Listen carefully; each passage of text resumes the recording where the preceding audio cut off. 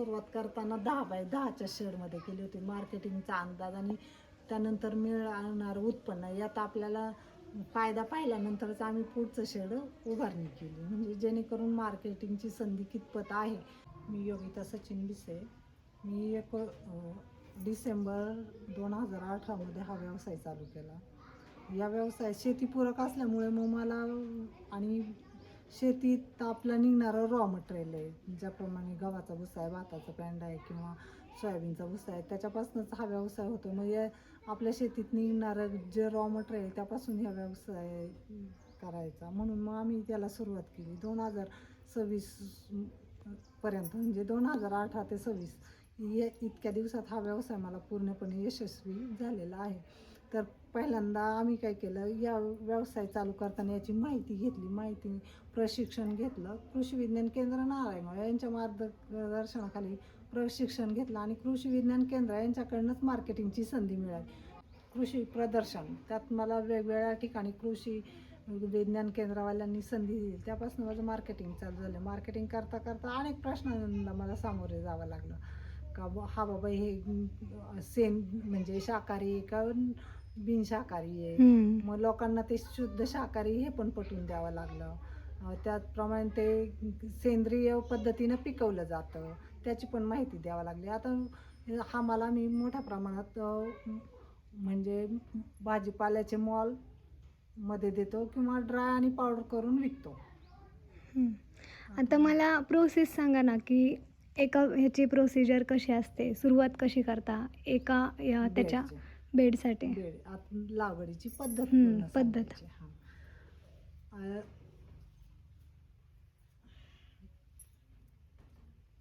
14 ते 18 तास भुस्सा स्टरलायझेशनसाठी टाकला जातो. 14 ते 18 तासानंतर भुस्सा काढला जातो. भुस्सा पूर्ण निर्जंतुकीकरण झाल्यानंतर 3-4 तासात पाणी सुकून दिलं जातं. पाणी निघून गेल्यानंतर त्यात वापसा पद्धत म्हणतो आपण, ज्याप्रमाणे त्यात मॉइश्चरायझर किती 60% मॉइश्चरायझर ठेवायचं. त्यानंतर पिशवी भरली जाते. या पिशवीमध्ये पहिल्यांदा भुस्याचा थर, नंतर बियाणाचा थर, भुस्याचा थर, बियाणांचा थर, अशा 5 प्रकारचे लेयर दिले जातात. 5 प्रकारचे लेयर दिल्यानंतर पिशवी पॅक बंद केली जाते. 21 दिवसापर्यंत पिशवी पॅक अवस्थेत ठेवली जाते. 21 दिवसानंतर पिशवीला काप घेतले जातात. पिशवीला काप घेतल्यानंतर त्यातून पूर्णपणे मशरूम बाहेर निघायला सुरुवात होते.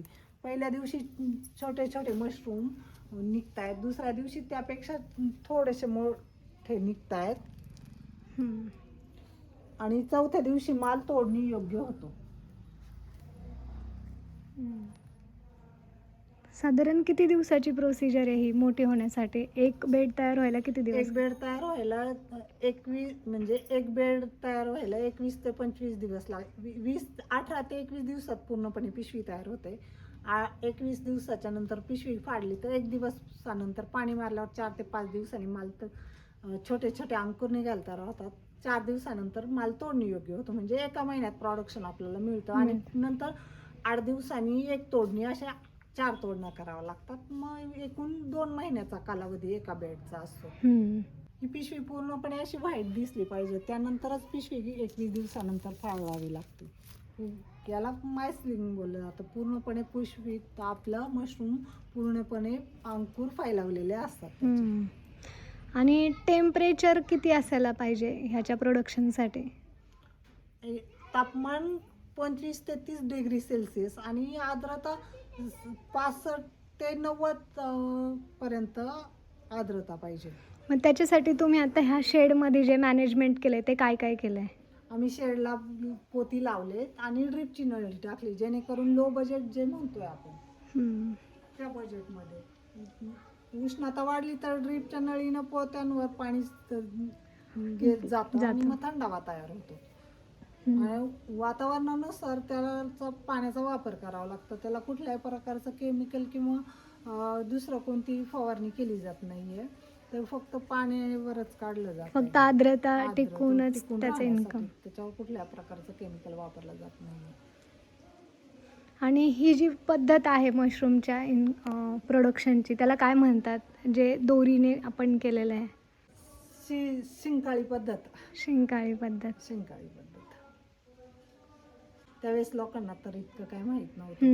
मग मार्केटिंगची संधी पाहिल्यानंतर आता आम्ही 28 बाय 40चं शेड बांधले, जेणेकरून 600 बेड दिवसाला 15 ते 20 किलो पर्यंत माल निघतो. 6 बाय 10च्या शेड नंतर आत्ताच्या शेडची साईज 28 बाय 40, जेणेकरून 2 गुंठ्याचं क्षेत्र 2 आहे. गुंठ्यामध्ये. आणि मग तुमचं आतापर्यंतचं तुम्ही इयरली रेव्हेन्यू कॅल्क्युलेट केलाय का? म्हणजे इयरली नाही, ते 8 महिन्याचं प्रोडक्शन घेतलं जातं. 4 महिने उन्हाळ्यात प्रोडक्शन बंद ठेवलं जातं, जेणेकरून ऊन वाढलं जातं, आर्द्रता टेम्परेचर. मेंटेन करण्यात नाही होत, मग नाही करत. पण 8 महिने केले जाते. महिन्याला बीज भांडवल वगैरे घालून डेली 10,000 रुपये राहतात. आपण म्हणतो एक महिला प्रत्येक दररोज शेती कामाला जाण्यापेक्षा मग दिवसाला 2 किलो माल गेला डेलीचा, तरी 250 रुपये किलोनी तेवढं जातो. त्या उद्देशाने आम्ही तयार केलं होतं. हे उत्पन्न चांगल्या प्रमाणात मिळायला लागलं, मग आम्ही वाढवलं. आणि आणखी वेगळी अशी कोणती टेक्नॉलॉजी वापरली आहे तुम्ही शेडसाठी, की ती नवीन आहे किंवा आम्ही शेडसाठी लो बजेट पद्धत वापरलेली आहे. त्या लो बजेटमध्ये जेणेकरून शिंकाळी बांधायला लोखंड वापरलं जातं, तर इथं लोखंड वापरलं नाही जात. आपलं UPVC पाईप आहे, त्याची शिंकाळी केली जाते, म्हणजे जेणेकरून बजेट कमी बजेट. आणि शेडला फॉगर वगैरे नाही, तर साईडनं पोती लावली गेलेली आहे, त्या पोत्यांवर पाणी वापरलं जातं. त्यासाठी लाईटीचा काय वापर केला जात नाही. जे येणारं पाणी आहे टाकीतून आपल्या त्यातूनच होतं, म्हणजे जेणेकरून. आणि मशरूम शेती पण जितक्या कमी बजेटमध्ये, आजकाल शेतकऱ्याला भांडवल भरपूर प्रमाणात घालावं लागतं, त्यापेक्षा लो बजेटने जेवढं करता येईल, म्हणजे आपल्या कमी खर्चात अधिक उत्पन्न जर कसं करता येईल याची माहिती घेते. आणि तुमचं तयार झालेलं उत्पन्न विक्रीलाच जातं का? म्हणजे की तयार झालेलं उत्पन्न, शेतीचा माल असा आहे की आपण शेतकरी माल उत्पादित करतो, पण उत्पादित केल्यानंतर विकला नाही गेला तर त्याचं करायचं काय, किंवा नुकसान होऊन जाते. तर मशरूमचं असं नाही ना, उत्पादित केलेला माल ओला नाही गेला तर तुम्ही वाळून साठवून ठेवू शकता, तो वर्षभरापर्यंत कधी मार्केटमध्ये विकला जाऊ शकतो. आणि त्याची एक्सपायरी कशी असते? म्हणजे तो खराब कधी होतो किंवा काय? ड्राय माल वर्षानंतरच त्याचे 1 वर्षभर टिकतो तो. मग शेती मालाचं कसं आपण 8 दिवस 4 दिवसात नाही विकला तर तो खराब होतो, तसं मशरूमचं नाही आहे ना. मशरूम आपल्याला 8 दिवस नाही, ओला माल 2 दिवसात नाही संपला तर आपल्याला परत ड्राय करून परत वापरता वर्षभरापर्यंत. म्हणजे आपण डाळी वगैरेचं साठवणूक करतो त्याप्रमाणे साठवणूक करून वर्षभर वापरता येतो, मार्केटमध्ये विकता येतो. म्हणजे तुम्ही ह्या व्यवसायाकडे शेतीपूरक व्यवसाय म्हणून बघताय, शेतीपूरक व्यवसाय म्हणून आम्ही की पूर्ण वेळ हाच नाही, व्यवसाय शेतीपूरकच करतोय. आणि इतर वेळेस शेती? इतर वेळेस शेतीच करतो. आणि याच्यात खाली पण तुम्ही हा सिमेंटचा कोबा केलाय? थंडावा टिकवून राहण्यासाठी कोबा केलेला आहे, जेणेकरून आर्द्रता मेंटेन होईल. कारण खाली सुद्धा ते थंड वाटतंय. मग याला पाणी तुम्ही किती वेळाने, कसं की रोज? वातावरणानुसार पाणी द्यावं लागतं. थंडी असेल तर 2च वेळ द्यावा लागतो. थोडंसं मार्च महिन्यात 3 वेळा द्यावं लागतं, आणि पावसाळ्यात तर आर्द्रता मेंटेन करून ठेवली जाते. आपल्याकडं मशीन आहे, त्या मशीनवर आर्द्रता पाहिजे. वातावरण पूर्ण उष्ण असेल तर पाणी मारलं जातं, नाही तर नाही मारलं जाते. आणि पाणी तुम्ही याला पण मारता का, की कसं? पाणी बेडला पण मारलं जातं, पोत्यांना पण मारलं जातं, जेणेकरून ह्या मालावरती पाणी ऑब्झर्व करून तो वाढला जातो. पण जर पॅकिंग पिशवी असेल तर मग त्याच्यावरती पाण्याचा काय इफेक्ट? नाही, पॅकिंग पिशवीला पाण्याचा इफेक्ट नाहीये, त्याला गरज नाही पडत? नाही पडत आहे. म्हणजे ज्यावेळेस त्याला कट मारतात तेव्हाच गरज पडते? ड्राय होतो तो भाग ना, मग तिथं पाणी गेलं तरच तुमचे अंकुर फुटणार. जमिनीत ज्याप्रमाणे पाणी गेलं तरच बी उगवेल, तसा प्रकार आहे ना. जसे तिकडे कट मारले त्यांना पाण्याची गरज आहे आता. ओलाव्याला यात मुळं आर्द्रता आहे ना, मग आर्द्रतेमुळे याला काही गरज नाही. आणि जर टेम्परेचर कधी आर्द्रता मेंटेन नाही झाली आणि टेम्परेचर जास्त झालं तर मग त्याचा काय परिणाम होतो उत्पन्नावर? माल सुकला जातो म्हणजे जेणेकरून पाणी कमी झालं तरी याच्या ह्या अशा कोरा सुकल्या जाता येते, मग समजायचं आपल्याकडनं ते पाणी कमी झालंय बाबा. आणि ज्यावेळेस ते फ्रेश असतं पाणी वगैरे तर त्यावेळेस ते असं पूर्ण फुललेलं असं. आणि याच्यात पण वेगळे वेगळे प्रकार आहेत का मशरूम मध्ये? Button mushroom, oyster mushroom. आपल्याकडे शक्यतो बटन मशरूम लोकांना जास्त माहिती आहे, ऑयस्टर नाही. पण बटन पिकवायचं म्हटलं तर कॉस्ट पण जादा आणि केमिकल प्रोसेसने पिकवलं जातं. ऑयस्टर मशरूम कॉस्ट पिकवायला कॉस्ट पण कमी आहे आणि आपण कसं म्हणतो बटन टिकवायचं म्हणलं तर आपल्याला पूर्ण प्रोसेस म्हणजे पुढं परत प्रोसेस करावं लागते. तसं ऑयस्टर परत टिकवायचं म्हणलं आपल्याला प्रोसेस नाही करावं लागत ना. आणि सेंद्रिय पद्धतीने पिकवलं जातं. तसं बटन आणि लोकांना बटनच जास्त माहिती आहे. हां, हे प्रकार लोकांना जास्त माहिती नाही, पण जर बिना केमिकलचं मशरूम तर ऑयस्टर मशरूम. मशरूम आणि चव पण बटनपेक्षा ऑयस्टरची चव छान आहे. आणि याला म्हणजे हे आता आता फुटत आहेत का हा, अंकुर हे याचे? आज पहिल्या दिवशी असे छोटे दिसणार. हां तुम्हाला नंतर नाही मग असे अशा हात हां, करून थोडेसे दाखवले मोठे होते. झालेले दाखवलेले तुम्ही. हे पहिल्या दिवशी असे दिसणार, दुसऱ्या दिवशी हे दिसणार, तिसऱ्या दिवशी असे आणि चौथ्या दिवशी तो व्हाईट दाखवला ना त्या बाजूचा तिकडचा.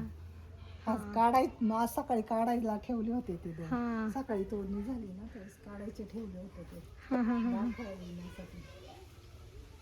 आणि मग नंतर फक्त पिशवीला जे कट मारतात ते वेगळ्या वेगळ्या ठिकाणी मारतात की नंतर पूर्णच याला असतात ते? नाही, सुरुवातीला 2 तोडणी तशा करून घेतो नंतर पूर्ण पिशवी काढली जाते. पूर्ण पिशवी.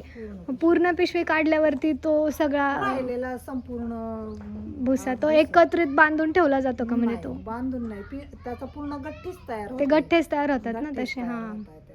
पूर्ण म्हणजे ते पिशवी सुट्टे नाही होत गठ्ठे ना, नाही. असे गवत ते किंवा भुसा वेगळा नाही होत तो. नाही होते. हम्म. आणि या उत्पन्नाला तुम्हाला म्हणजे लाईटचे अशी काय वेगळी रिक्वायरमेंट आहे का? लाईट पाहिजेच असं काही नाहीये.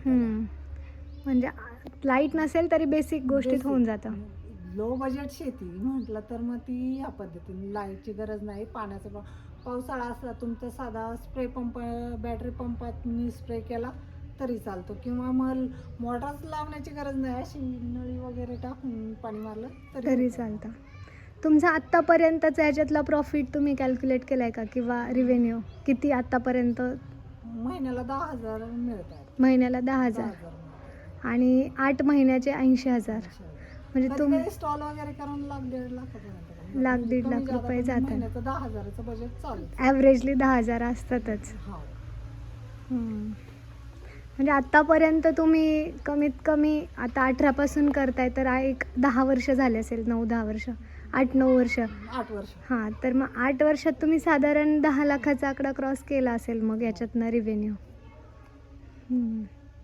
आणि त्याला इन्व्हेस्टमेंट म्हणजे रेशो कसं सांगाल की किती टक्के जर समजा तुम्ही 100 रुपये इन्व्हेस्ट केले त्याच्यामध्ये? आपण जर या बेडची किंमत तुम्हाला 50 रुपये म्हणजे पूर्ण त्याचं हे सांगतो मॅन्युफॅक्चरिंग. या बेडची आपल्याला एक बेड भरायला 50 रुपये खर्च येतो. हे 50 रुपये खर्चातून ओला जर तुमचा माल विक्री गेला तर एका बेडपासून आपल्याला 1 किलो मशरूम मिळालं जातं. मार्केटमध्ये आपण रिटेलला विकलं तर 250 रुपये, 200 ग्रामचा डबा 50 रुपयाला म्हणजे 250 रुपये किलोपर्यंत विकतात. आणि होलसेलला द्यायचं म्हटलं तर 150 रुपयापर्यंत देतो. आणि एका पिशवीला खर्च आहे आपला 50 रुपये. 50 रुपयातून मग आपल्याला 100 ते 200 रुपयापर्यंत फायदा मिळतो. आणि जेणेकरून जर नाही विकलं गेलंय तुमचं तर हा बेड 100 ग्रॅम 1 किलो मशरूम वाळवलं तर 100 ग्रॅमच मिळणार आहे. म्हणजे जेणेकरून 10 किलो मशरूम वाळवलं ओलं तर वाळून 1 किलो होतं. तर वाळून मशरूम तुमचं 100 रुपयाचं होतं. मग तिथं पण 50 रुपये बेडचा खर्च, 50 रुपये. म्हणजे जरी ओला मशरूम नाही विकला गेला तरी पण ते लॉसमध्ये नाहीये. आपलं मुद्दल मिळून जाते. आणि याचं वजन तुम्ही भुशाचं ठरवता की? एका बेडमध्ये 1.5 ते 2 किलो भुसा. सुकवलेला 1 किलो आणि भिजवल्यानंतर 1.5 पाऊंड. आणि त्या भुशाला काय प्रोसिजर करता तुम्ही त्याच्यात टाकण्यासाठी? मग भुसा निर्जंतुकीकरणासाठी पाण्यामध्ये फॉर्मेलिन 22 वापरलं जातं. ते 14 ते 18 तास भिजत ठेवलं जातं. त्यानंतर काढलं जातं. मग पद्धत आपण म्हणतो ना त्यातली आर्द्रता पाहूनच ते भरून घ्यायचं. स्थानिक ठिकाणी किती जण करतात हा व्यवसाय? मी करत होते तेव्हा जुन्नर आंबेगावमध्ये मी एकटेच होत्या तुम्ही? आता तर बऱ्याच मोठ्या प्रमाणात भरपूर करावं. जनजागृती झालीत, लोकांमध्ये अवेअरनेस आलाय आता. आणि कोरोनाच्या काळात तर मी रोग प्रतिकारक क्षमता वाढवते म्हणून मशरूम इतकं विकलं गेलंय ना का आपण काय म्हणतो घराच्या बाहेर ठेवून लोकांना दिलेलं आहे. आणि स्थानिक लोकांचा रिस्पॉन्स कसा आहे तुम्हाला? स्थानिक लोकांचा चांगला आहे आणि मशरूममधून मिळणारे घटक भाजीपाल्याच्या तुलनेत डबल आहे. प्रोटीनचं प्रमाण किंवा आपण म्हणतो न मिळणारं सूर्यापासूनचा विटॅमिन कोणत्याही भाजीपाल्यात नाही, ते मशरूममध्ये आहे. आणि प्रोटीनचं प्रमाण एकदम भाजीपाल्याच्या प्रमाणात 2 पट आहे. ब आणि कड जीवनसत्व आणि B12 हां, B12 B12 ते पण मशरूममध्ये आहे. मोठ्या प्रमाणात आहे. त्यामुळं शुगर किंवा कॅन्सर, BP यासारख्या रोगांवर उपायकारक आहे. मशरूमचं नियमित सेवन केल्याने डॉक्टरांचे रिक्वायरमेंट फर्स्ट स्टेजचा कॅन्सर कमी होतो. आणि याचं बियाणं कुठं भेटेल लोकांना याचं ज्यांना बियाणं करायचं आहे? नाशिकवरनं बोलवलं जातं. नाशिकवरून. नाशिकवरनं बोलवलं जातं. आणि त्याचा दर्जा किंवा काय ह्याच्यामध्ये पण फरक असतो बियाणांच्या? नाही, बियाणांमध्ये फरक नसतो. सेम फक्त आपले आपण कसं म्हणतो जात प्रकार वेगवेगळे. प्रकार वेगळे वेगळे. मग ती जात आपल्याला शहाजोर काजू लावायचा असला तर त्याची सिंगल पाकळी येते ना, आपण हा लावतो ब्ल्यू ऑयस्टरचं बंच पद्धत येते असे बंच सारखे येतात. आणि तो शहाजोर काजू असतो त्याचा हे कसं बंच आहे, हम्म. त्याची ही एक आहे ना, सगळ्या बेडवर एकच येणार फक्त, मग ते एकच कट करावं लागतं. हां, आणि हा पूर्ण बंच येतो, एकाला एक एकाला एक. आणि तुम्हाला मशरूमचाच व्यवसाय का करा वाटला? नाही, मी बघायला म्हणजे बऱ्याच ठिकाणी पाहून आले. पाहिल्यानंतर असा विचार केला, हा बाबा आपण आपला भाजीपाला विकला नाही गेला तर नुकसानच होते. नाहीतर आपण 6 महिने कधी पण पूर्ण भांडवल तर आपलं लॉसमध्ये नाही जाणार. म्हणून मग शेती विषयाकडे वळा, मशरूम विषयाकडे वळालो.